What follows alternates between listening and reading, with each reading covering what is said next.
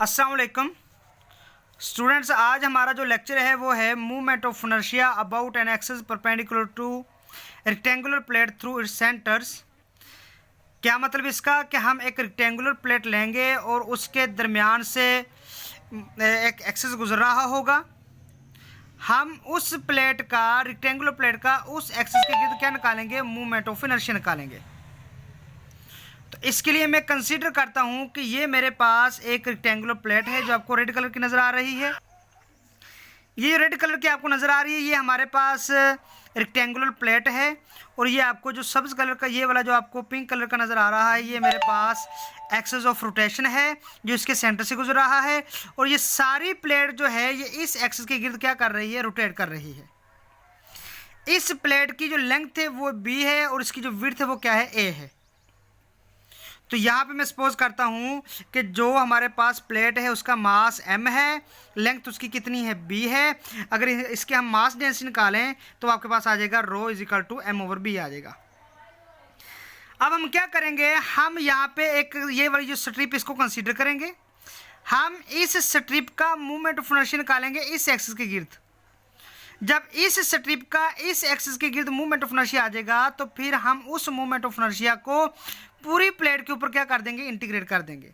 तो मैं यहाँ पे कहता हूँ कि ये मेरे पास स्ट्रिप है। इस स्ट्रिप की जो विड्थ है वो क्या है? dx है। और इस स्ट्रिप का एक्सिस ऑफ रोटेशन से जो फासला है वो क्या है? x है। तो अगर मैं स्ट्रिप की करूँ कि स्ट्रिप के लिए कंसीडर करूँ कि स्ट्रिप का मास dm है, और अगर मैं इसके लिए मास डेंसिटी निकालूँ तो वो मास डेंसिटी आपके पास आ जाएगी, किसके बराबर आ जाएगी? dm ओवर आपके पास क्या आ जाएगा? dx। ठीक है, ये हमने मास डेंसिटी निकाली किसके लिए? स्ट्रिप के लिए।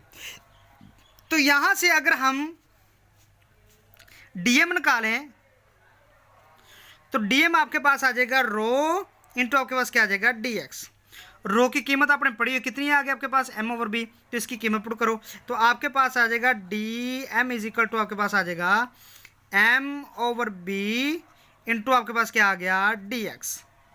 तो ये आपके पास आ गया dm, आ गया मास ऑफ द स्ट्रिप। तो अगर हम स्ट्रिप का मूवमेंट ऑफ इनर्शिया निकालें तो इसके लिए यूज करेंगे हम पैरेलल एक्सिस थ्योरम। इसके लिए हम क्या कंसीडर करेंगे? Parallel axis theorem. तो ये मेरे पास जो स्ट्रिप है इसके मूवमेंट ऑफ इनर्शिया को मैं नाम देता हूं di का। तो मूवमेंट ऑफ जो पैरेलल एक्सिस थ्योरम क्या कहता है? इस स्ट्रिप का मूवमेंट ऑफ इनर्शिया जो सेंटर से एक्सिस गुजर रहा है, एक्सिस ऑफ रोटेशन, उसके गिर्द मूवमेंट ऑफ इनर्शिया, उसको मैं नाम देता हूं DICM। CM का मतलब क्या है? सेंटर ऑफ मास जो एक्सिस ऑफ गुजर रहा है उसके गिर्द movement of inertia, plus mass of the strip वो कितना है? dm है, इनटू इसका एक्सिस ऑफ रोटेशन से फासला कितना है? x। उसका क्या आ जाएगा?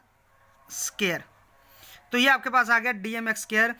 इस स्ट्रिप का मूवमेंट ऑफ इनर्शिया आ गया किसके गिर्द? एक्सिस ऑफ रोटेशन से। इसके हम अगर यहाँ पे हम मूवमेंट ऑफ इनर्शिया निकालें इसका, तो ये हमारे पास पैरेलल एक्सिस थ्योरम की मदद से ये वाला आ गया।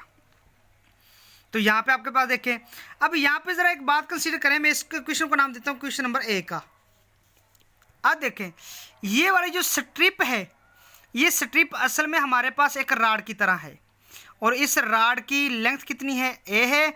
और इस राड की जो विड्थ है वो क्या है? dx है। और इसका एक्सिस ऑफ रोटेशन से फासला क्या है? x है। तो ये वाली जो स्ट्रिप है ये हमारे पास बिहेव करेगी किस तरह? ये हमारे पास बिहेव करेगी एक रॉड की तरह। ये वाली जो स्ट्रिप है, ठीक है, ये हमारे पास एक रेक्टेंगुलर रॉड की तरह बिहेव करेगी।